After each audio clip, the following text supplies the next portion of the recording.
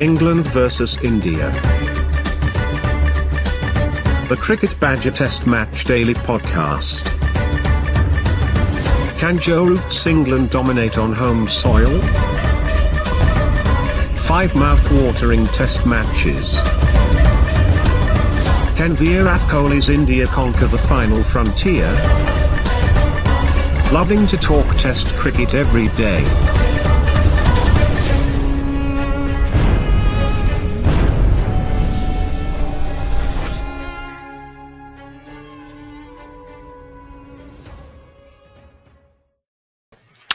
Well, hello. A little bit earlier than planned today's daily podcast, I'm afraid, because we've had the news from Old Trafford that the 5th test at the moment has been cancelled. We had the negative tests, COVID tests in the Indian camp yesterday. At that stage, it looked like the 5th test match was going to go ahead without hitch. But obviously, this morning, as people poured into the ground expecting to see the first day's play in Manchester, we got the news, well, probably about an hour before it was officially announced. We started to get the news that it was unlikely. It might be delayed by a day. It might be delayed until Sunday, the start of this match. And then it came official that it was going to be cancelled, the 5th test. I am James Butler, the Cricket Badger, and I am joined today by one of my Indian and fan badgers, Neil Virani. Neil, today, I tweeted earlier, I got out of bed this morning full of positivity. We're going to see a day's play at the test match. And I think now I probably prefer tennis. It's not been the best day for cricket, has it? I mean, from a PR side of things, spectators pouring towards Manchester, spending a lot of money on hotels, getting to the ground, all the rest of it, all excited to find out the game has been called off. And obviously from a series perspective, terrific series, 4 fantastic test matches. We wanted a 5th one to add a nice full stop to a terrific summer's entertainment, and we've not got it. Yeah, I've got to say, personally, I am massively disappointed as a fan, and yeah, I feel a bit unsatisfied because we were heading towards a great final act of what has been an excellent series so far, with a very, very good India team competing, possibly being even better on foreign soil. And Joe Root and Jimmy Anderson and Ollie Robinson in possibly career best form for all 3, with a few others chipping in on the England side. And it was looking to be one of those. I mean, I always say that the best series that I've seen are England and Australia this winter just gone, Australia in India in 2017, and England, Australia back in 2005, and this would have been well up there with them, but not to be, unless we're hearing that there's been the standard offer to make up the games whenever there's a cancellation of these reasons. So I mean, how realistic that is, I mean, we'll come to that later, but how realistic that is in the current landscape of international cricket, where there is no windows for doing anything. You can hardly get into your own bed, let alone fit in another test match. Well, so there's going to be a test venue available in Tasmania after the World Cup, with the cancellation of the Australia-Afghanistan series. Let's just all go over there. I'm sure Virat would love to be playing England in Australian conditions instead of English. I mean, let's go through the events. I was going to say of today, of the last few days, really. I mean, in the 4 test match, we heard that Ravi Shastri had tested positive for COVID, the head coach of India. I think somebody else did as well, didn't he? In the coaching side of things, 3 people. Sridhar and Sridhar's the fielding coach, I think, and the Bharataran, I think, as well, the bowling coach. And so then there's some isolation as well as a result of being close to those guys. And then obviously on Wednesday, I think it was, the physio in the Indian side who has had his hands on the players, literally. He basically started to feel unwell, took a COVID test, was positive. Then yesterday, the Indian players, the squad, basically took a COVID test. That returned negative results yesterday evening. And at that stage, we thought the test match was going to go ahead. As I heard it this morning, and the Indian players were still not particularly happy with life in that touring party inside their bubble, for want of a better phrase. And we're looking for a second test, just because there is an incubation period. You never quite know. You can test negative one day and then 2 days later find you positive. So they were concerned with that. And then there was talk about the test match being delayed a day or two until a start on Sunday. Obviously, in the backdrop of all that, the IPL starts in the UAE on the 19th. So there's a very short window for any rescheduling to happen.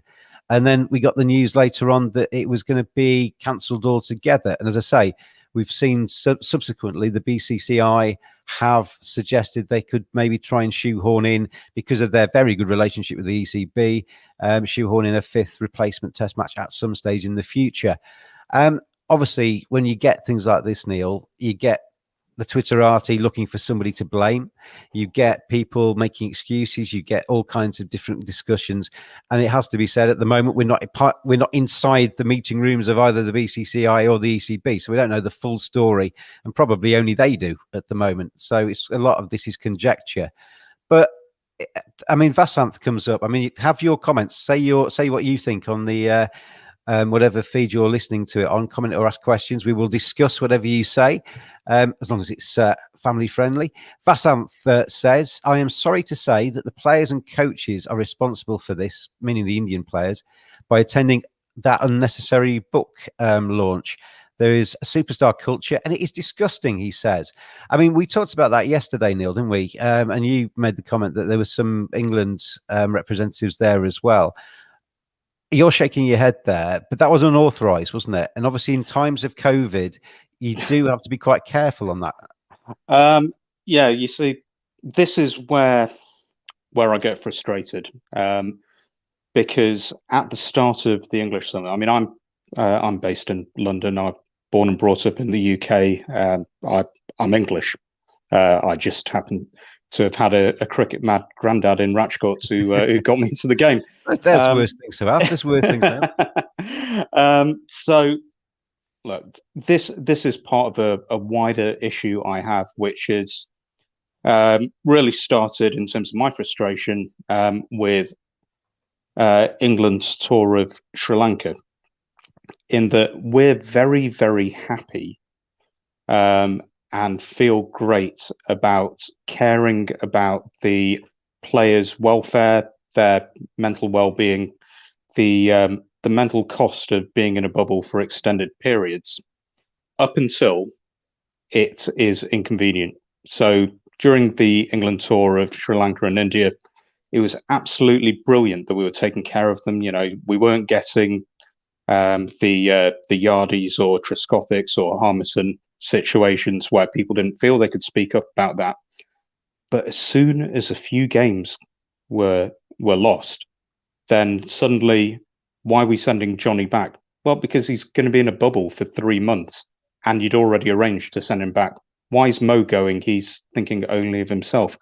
Now, this leads on to something that Tom Harrison said and was very open about. It's one of the few things that I'm very pro Tom Harrison on, and also one of the few things that he's open about, in my view, in that within England over the English summer, there would not be the type of ultra strict biosecure environments that we saw in Sri Lanka and India, that India experienced in Australia over the last winter.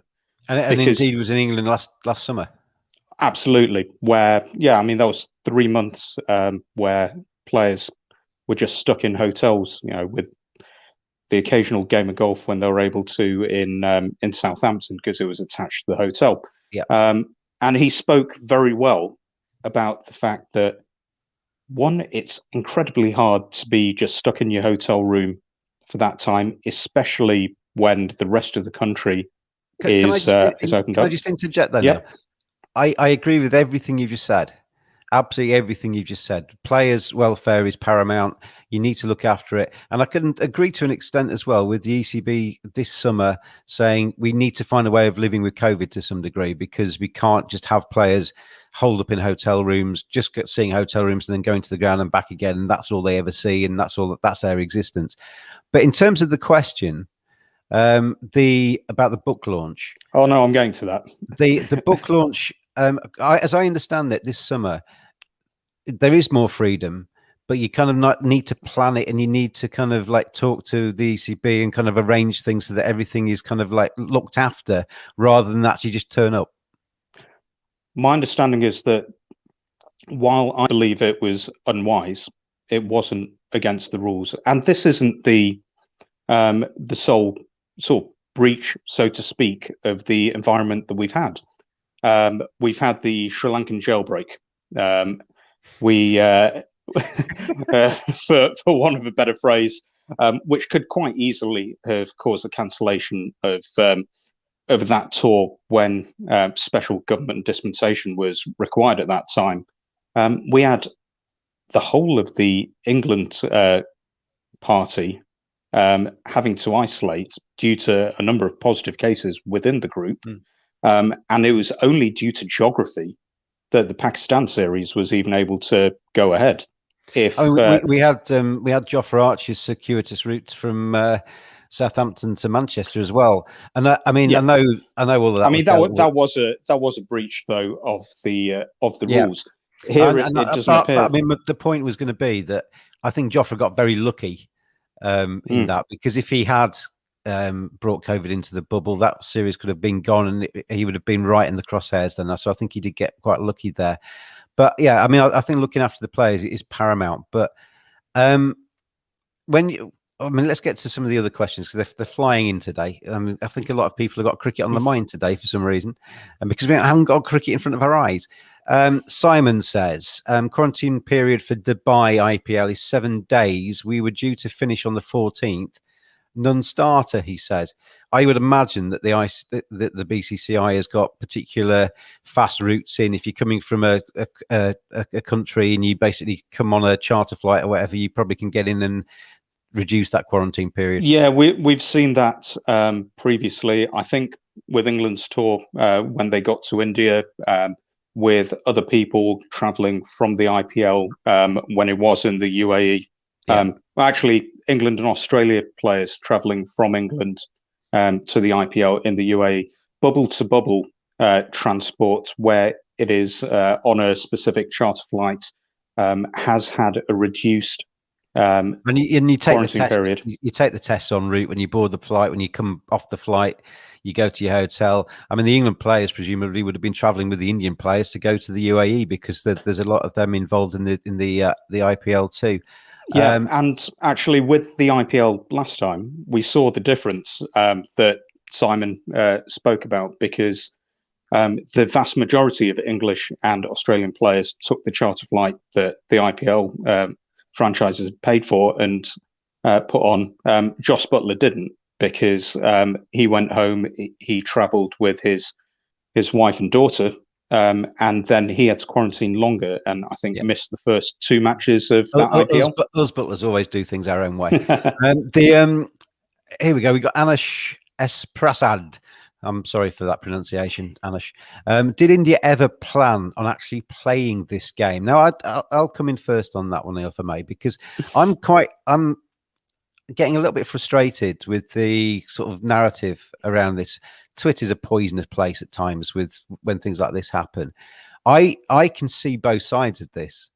I think, and I always try and be neutral when I watch this test match. I don't really care who wins. I just want to see good cricket. And in the same way, kind of unraveling all of this kind of stuff, I can see both sides of it. I can see full well, if I am a member of that Indian side and I am in that hotel, there's been positive tests. Your head coach is isolated in his hotel room because he's COVID positive. You're constantly taking test matches. It's probably all you're talking about inside that bubble, because you're concerned about the welfare of the squad. I can totally understand the trepidation, the nervousness, the worry that might be in that Indian camp. I don't care how much money you've got and how much IPL deals you've got and everything like that. Health and safety and well-being comes above any of that. So I can totally understand why they might say to people, we've had a negative test, but we still are feeling a bit uncomfortable about all of this. What can be done? And starting that as a discussion. I mean, the suggestion I've seen from some parties that India have got themselves 2-1 up. They were happy to play the final few days at the Oval. and therefore got themselves 2-1 up in the series, and are therefore happy to kind of jump ship and go home now because they're 2-1 up in the series, and it suits them with the IPL around the corner. I think he's a little bit poisonous and a little bit wrong, because you are talking about human beings here at the end of the day. They might be very famous human beings with big bank accounts, but they are still human beings and are as susceptible to COVID as anybody else. Just because you are rich and you call Virat Kohli and you are famous throughout of India doesn't mean you can't contract COVID, and it can't affect your family and it can't affect your life. So that I think is a kind of a bit of a red herring. The thing that does come into the equation, though, Neil, for me, after saying all of that, is that the IPL starting on the 19th of September is a major landmark, and the BCCI obviously couldn't complete the IPL in India going back into for the forward in this year.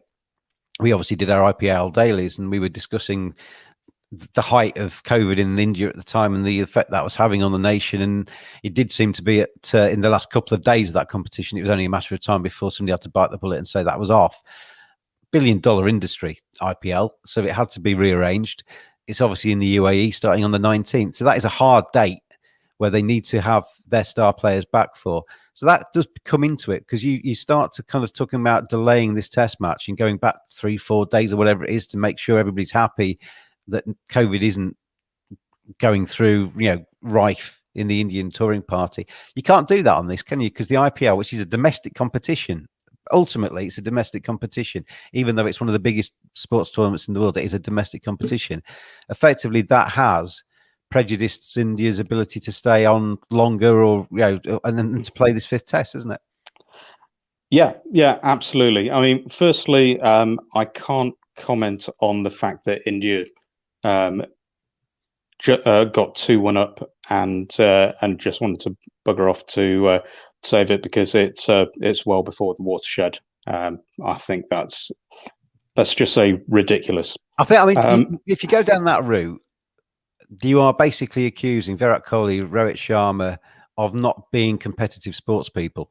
You're accusing them of just counting the cash, and you can accuse Virat of a lot, but not of not being competitive. You only have to watch him for 2 minutes on the sports field. You know that bloke is competitive. He's 100% competitive. There is no way Virat Kohli, given the choice, would not play this fifth test match. He would want to go away with a series victory earned the right way. Yeah, absolutely. Look, I've just come back off holiday. I took a COVID test while I was in Spain before I was allowed to fly out. I have to take a COVID test today. There's an incubation period where you can still get it, but not be showing as positive straight away. So a second test is completely understandable.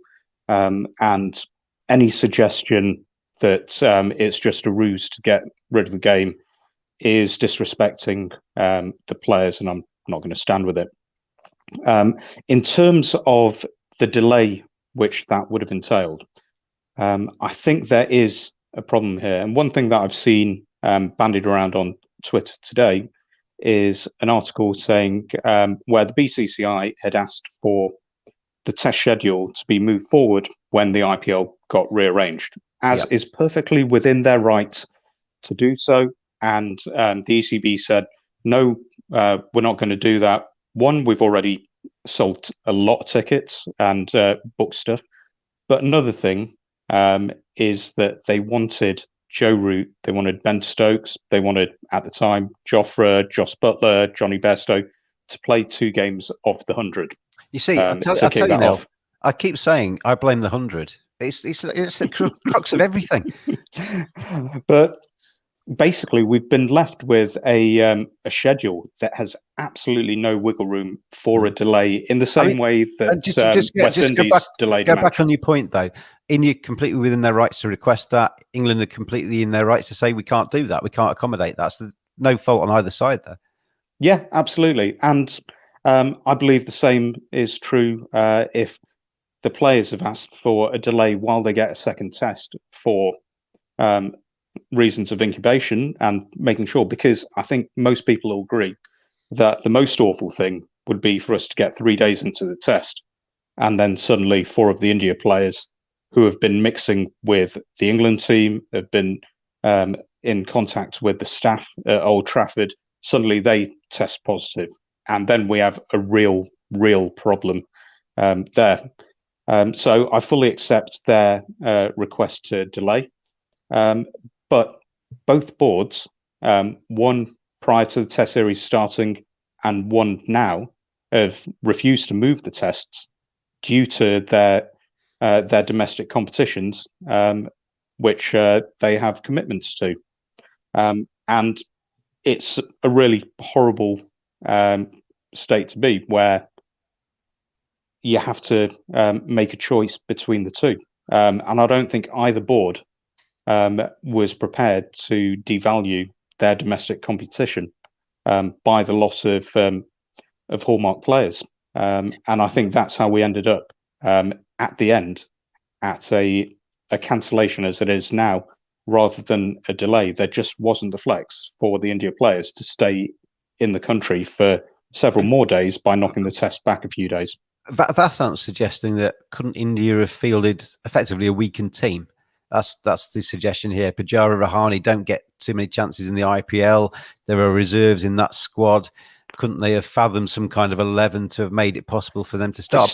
But that is I can understand why Vasant's asking that.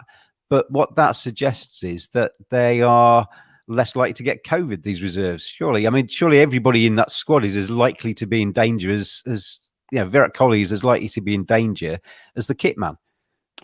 All those, all the people, all the players, whoever they are, whether you're talking Virat Kohli or Prasidh Krishna, they're worth the same when it comes to the virus. You don't make priorities because someone's better at cricket. Yeah, somebody's not more disposable because they average 10 less. Yeah, exactly. You damage the integrity of the game.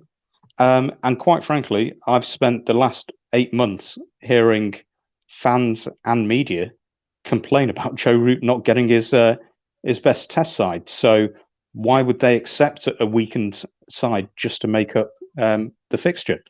But all of those players, even Pujara, has got IPL contracts.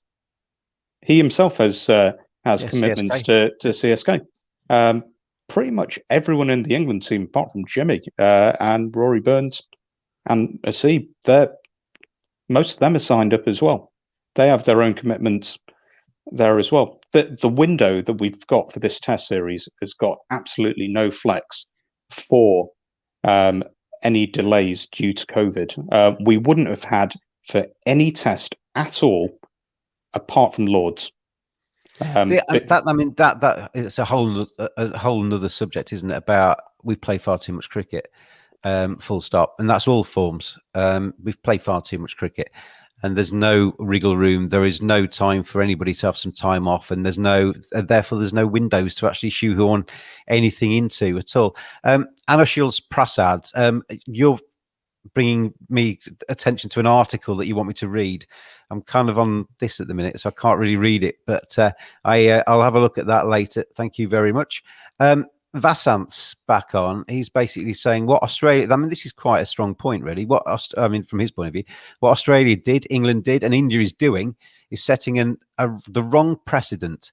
Why can't strict actions be taken to ensure such things don't happen? I mean, I think we covered that to a degree, Vasant, in that cricket's got to find a way to live with COVID.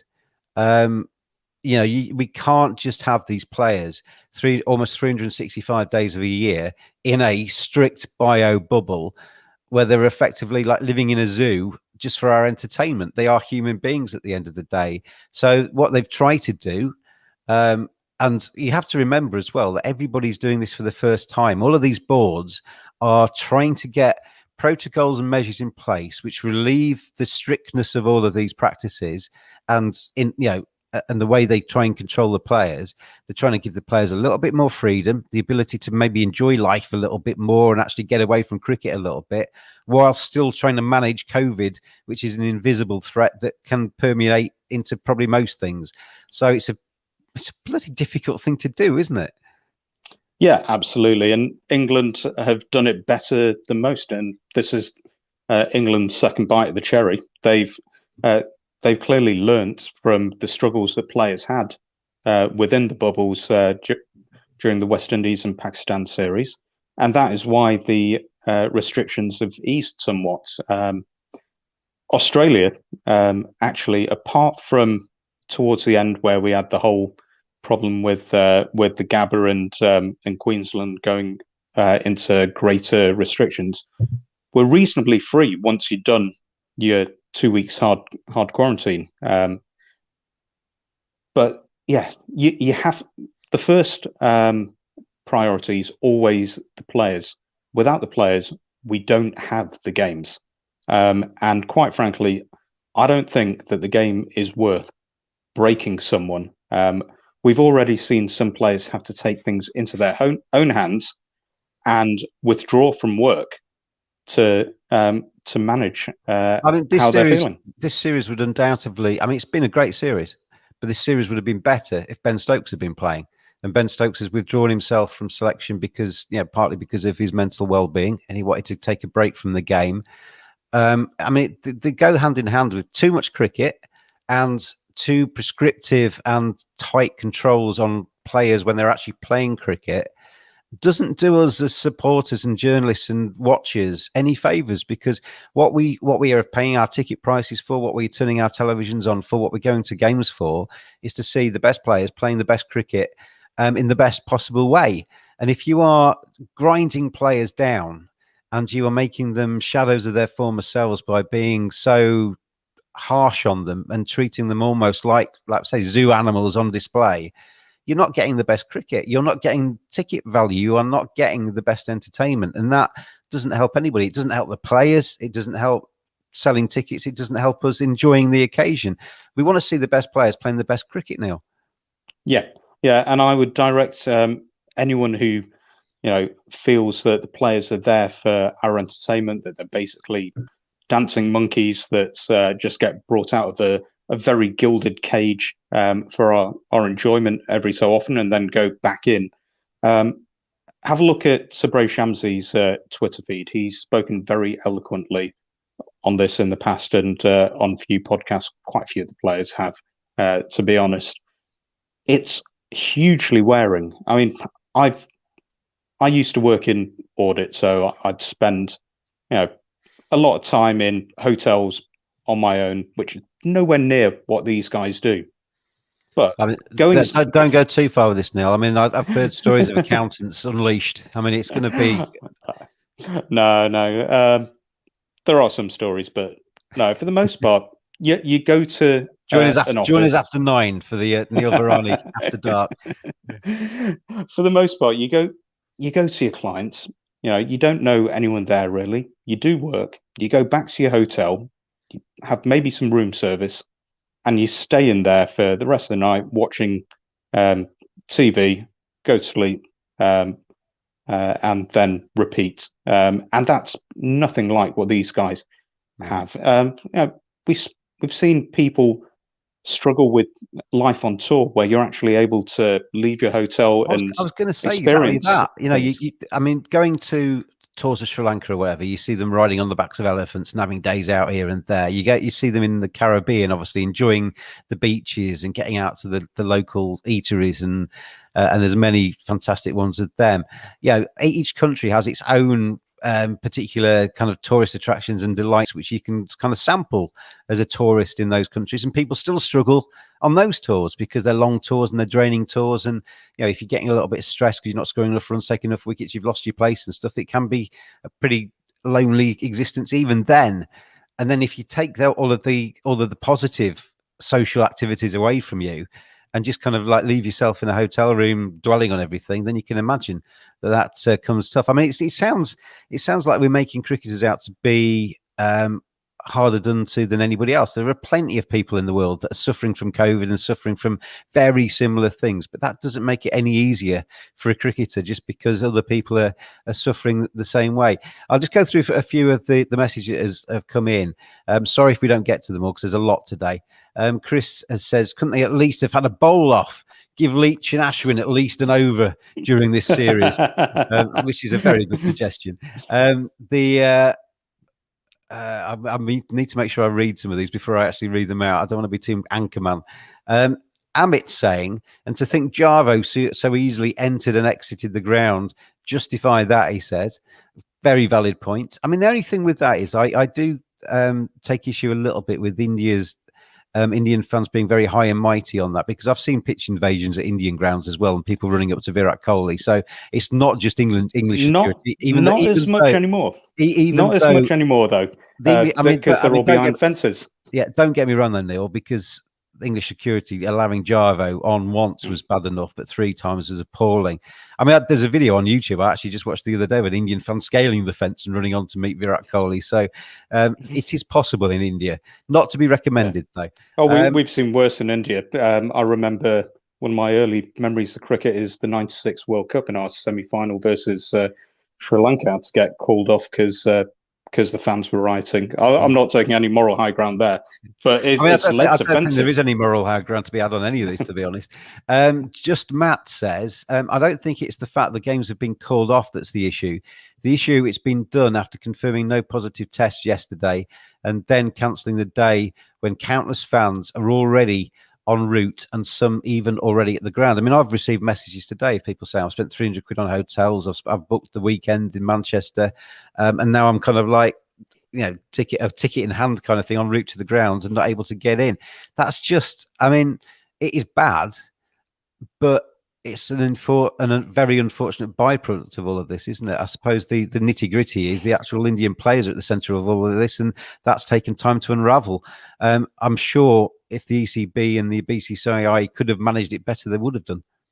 Yeah, and communication has never been the strongest suit of either board, or in fact any of the boards across the world.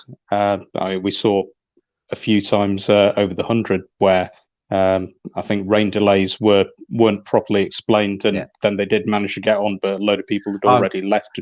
That phrase in cricket doesn't help itself. You hear that so many times because sometimes cricket doesn't do the sensible thing. I mean, ideally, the sensible thing would have been to the BCCI and the ECB to have sat down for however long it took last night and actually sort it all out last night, wouldn't it? So they could have got the message out 11 p.m. or something, and to avoid people setting off and doing whatever they needed to do, whatever the rights and wrongs of all that. We weren't privy to those meetings and the inside of that, so we don't quite know why it was delayed into today. But I would imagine there's a reason. We just don't know what that is. Yeah, I mean, clearly the players would have had those conversations with the higher ups earlier than today. If they've all been kept in their bedrooms earlier this morning, as would appear, then that request for additional testing, I heard rumours of that on Twitter last night. Yeah. But I hate to say it, but at times, and especially over the last few years, I don't think the boards represent the fans, and I certainly don't think the boards care what the fans think that much, apart from as a profit centre. For anyone who's stuck in Manchester, I heartily recommend Urbis and the Museum of Science and Industry. They're wonderful, and Cristiano will be at Old Trafford tomorrow. So careful around Old Trafford. There'll be a load of traffic. I doubt there's too many tickets left for that. It has to be said. But the football museum's good as well. You've been to that? Well, I think is that within Urbis at the moment, or has it been moved? But that's really good. Yeah, really. It's opposite the station, the train station. It's just near the train opposite station. Victoria. Yeah. That's Urbis, the big triangular museumy thing. Yeah, that's lovely. Lots to do around Manchester if you need to try to rescue a lost weekend. I feel really sorry for you. There are also a few good curry houses down Rusholme, if they're not all turned into shisha bars by now. Yeah, to be honest, if you're going to be stranded anywhere, it has to be said that there are worse cities than Manchester. There's a lot to do in Manchester. So, but it's just a really sad day, isn't it? It's just a really sad day that we can't see the end of this series. We've been over nearly every day throughout the series talking about how brilliant the cricket's been, how brilliant some of the matches have been. India have been superb. England have had their moments as well. Joe Root's been excellent. We've seen Jasprit Bumrah doing his stuff. We've seen Ollie Robinson coming of age. We've seen all kinds of little stories throughout this series. And it's just a really sad thing, I think, for this sport, that we don't get this fifth test because I mean, even if they do, I mean, I can't see it being rearranged. It has to be said, but even if they Oh did, no, it will be. even if but it's not going to be the same, is it? No, I think And, that so I'll tell you what, if they do play it in Tasmania, the guy that's got a ticket today in Manchester isn't going to benefit from that, is he? no, maybe next year when India are over for some white ball, if they can fit that in, shuffle the SAFA white ball games a bit. There's a 3-week window in between the South African white ball and South African red ball, which I cynically assumed was going to be used for the 100 so that all the test players who are multi-formats could play all the games. Well, why not? Why not move it? Move it a week. At the moment, we've got we had a statement came out from one of the boards. I think it was the ECB saying the match had been forfeited by India, which effectively would have made the series 2-2. That was quickly deleted from the statement, and the BCCI have obviously since made the offer of playing the fifth test match. I saw a statement from the ICC saying it had been mutually agreed that it was cancelled, which would have been. But there is an issue with the wording of how it's done, isn't there? Because obviously, excuse me, if BCCI forfeit, which effectively means they say we can't compete, we're going home, it's all yours, England. That basically means that England can actually claim on the insurance for all of the Old Trafford loss financially, because obviously staging a test match isn't cheap, refunding tickets isn't cheap, all the rest of it. So if India forfeit, there is that positive for the ECB. If they decide to mutually agree that both parties have effectively pulled out of it and they're going to share the spoils, that then means that England probably can't claim on the insurance because they've effectively agreed not to stage the game. So there is, in terms of the wording and in terms of how this is actually articulated further down the line, whenever the official announcement comes out in terms of the results or a future fifth test match, that is important, isn't it? Yeah, it's very, very important. I mean, that legal wording, we spoke about this at the postponement, as it turned out to be, of the IPL.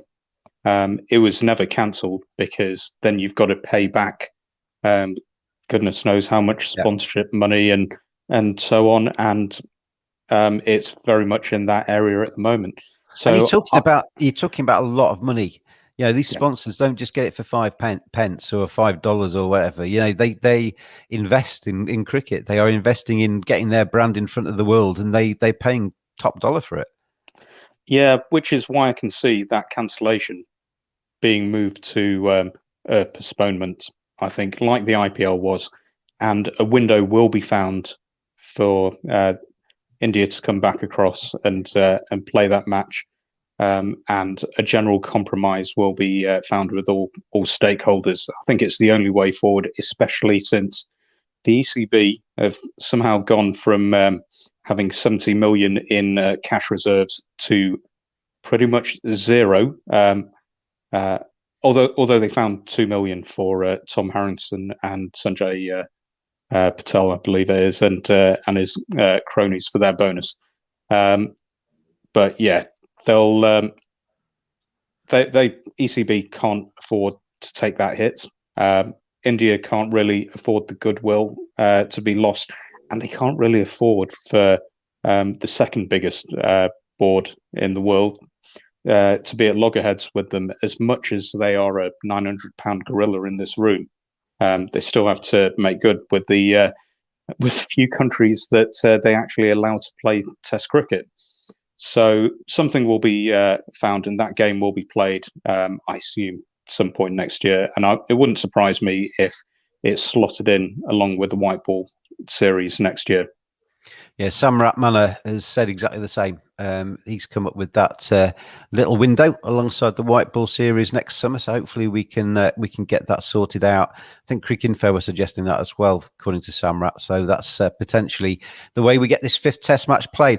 The one person that might be, I mean, there's probably more. I've seen a couple of comments on Twitter about people that have had bets on the series and on the series results. Mark, if he has to wait till next summer to get his winnings, will be champing at the bit, saying that's a disgrace. I mean, you'd probably find some bookies might pay out just to for a PR exercise. But there'll be some people there with betting slips in hand thinking, I don't want to wait till next summer to get my winnings on this series.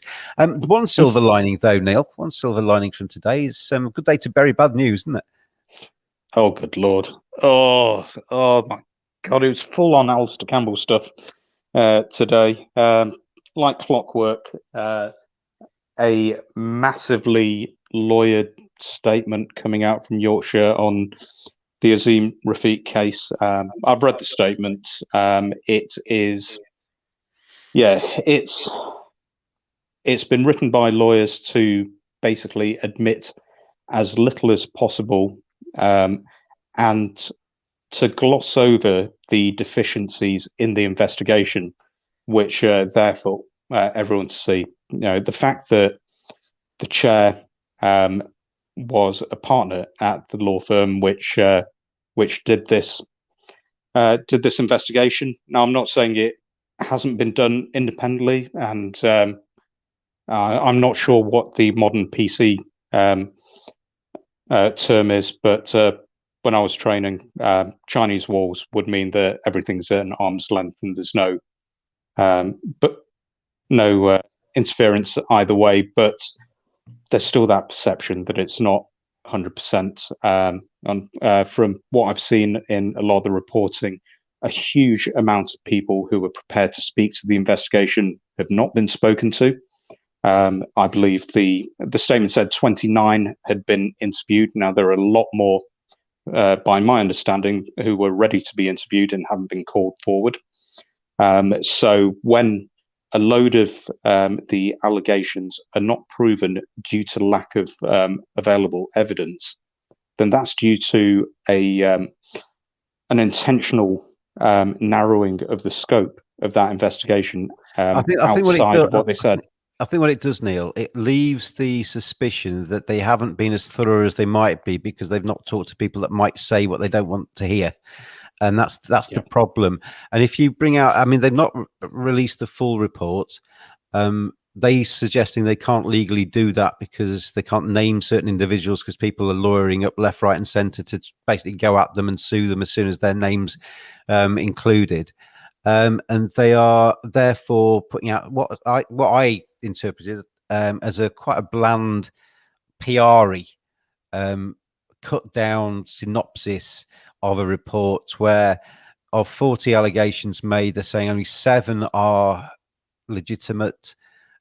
Most of the others haven't been proven because of lack of evidence, like you say, which to me is them not investigating properly. You either disprove or prove because you actually investigate it properly. And it almost struck me, Neil, that of the 40 allegations, they've ordered them in rank of what would cause them the most damage, and they've picked the 7 that are easier to cast aside. And it's that, I mean, for sake of argument, not providing players with halal meat is one of the things that they've said, which to Azim at the time would have been a problem. To other people who wanted halal meat, it would have been a problem.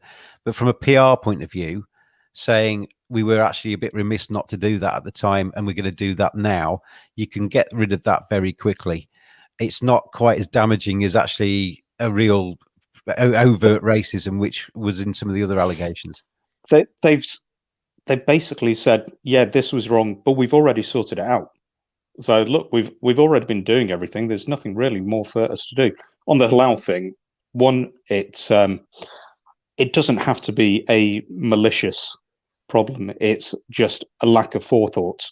And I actually saw similar stuff at a test match. I believe it was with the India team in Australia.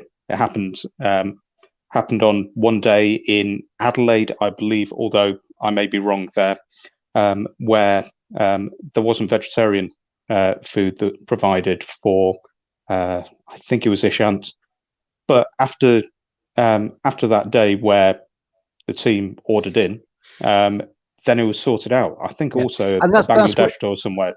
That's what you do, isn't it? If you make a mistake because of a lack of foresight or a lack of understanding, anybody can do that, because the whole point of all this is that people have different cultures and different beliefs and different desires, and some people maybe don't quite get that. But if you're then told, then you you make provisions to actually accommodate, don't you? And you move forward on that way by saying, very sorry, didn't realise, let's get this sorted out. I just think the report smacks to me of being a little bit vague, a little bit lacking in substance, a little bit of a PR exercise rather than a real understanding of what they need to do as an organisation. And that to bring it out today under the guy, I mean, they may have been planning to bring it out today anyway.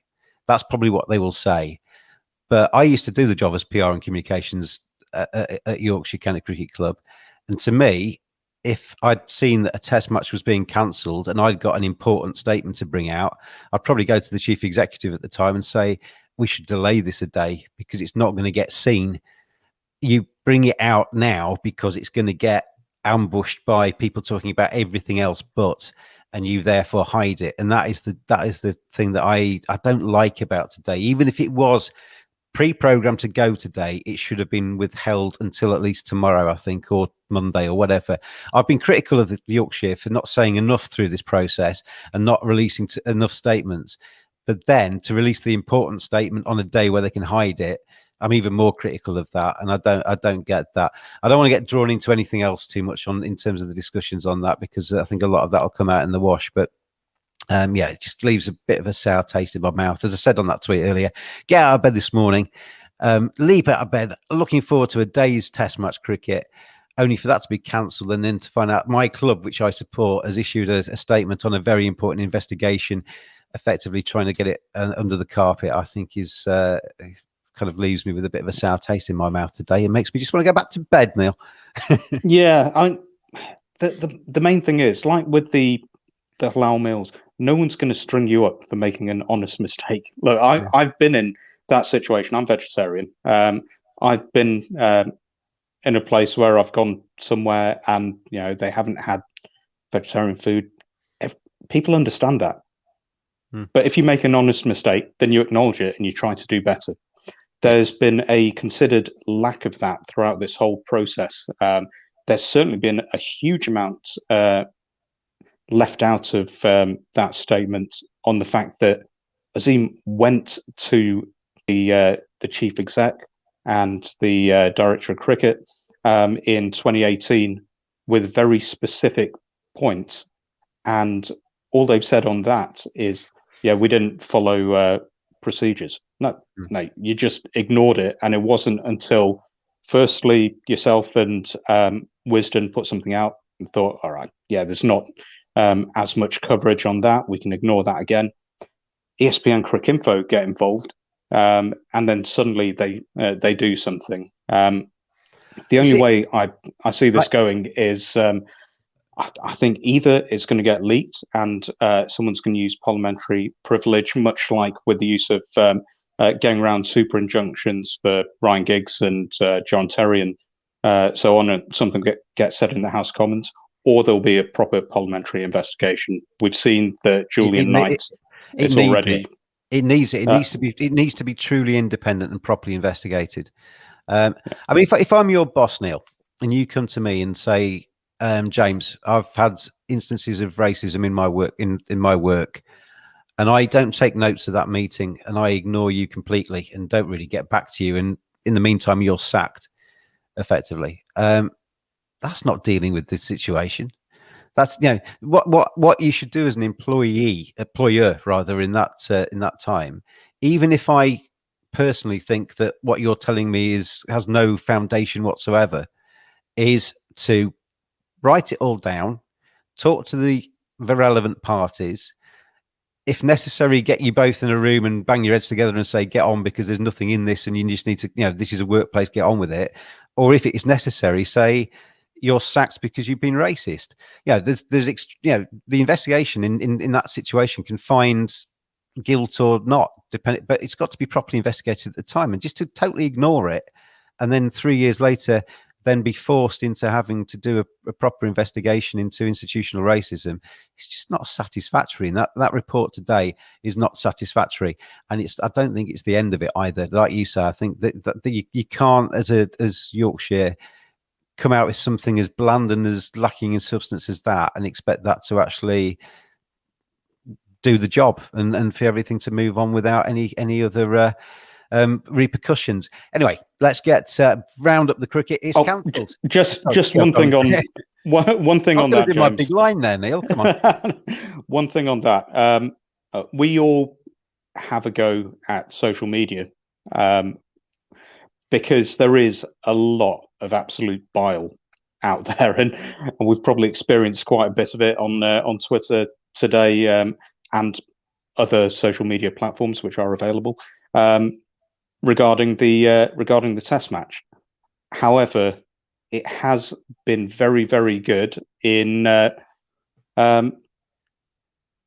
keeping this to the fore.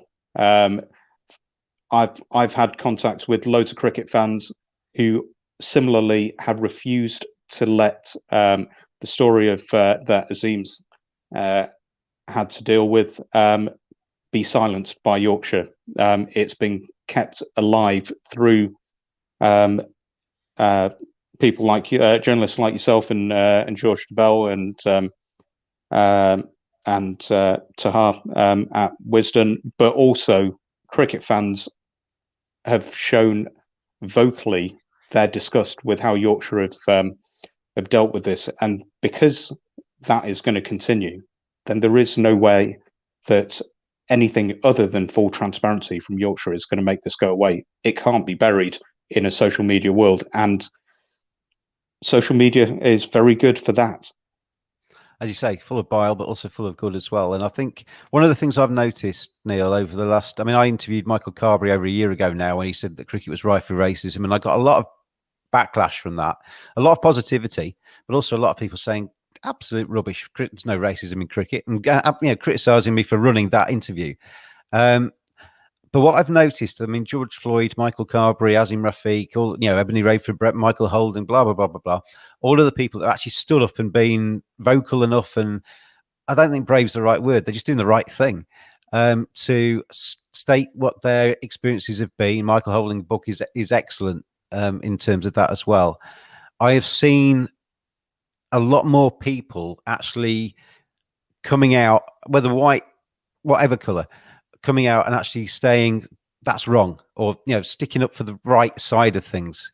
Whereas before, I think people were kind of scared of saying stuff, or they just didn't bother saying anything. I think people have been empowered a little bit to be a bit more anti-racist, and that's surely a good thing as we move forward. Yeah. Because there's still some idiots out there. Don't get me wrong; I'll get DMs quite a lot from idiots, but I think empowering people to actually say the right stuff is certainly a good thing from social media. It's not enough to be to not be racist. You have to actively be anti-racist if we're going to get the changes that we need. Yeah, and we can't stop talking about it either. The amount of people that keep saying to me, "Oh, stop banging on about it."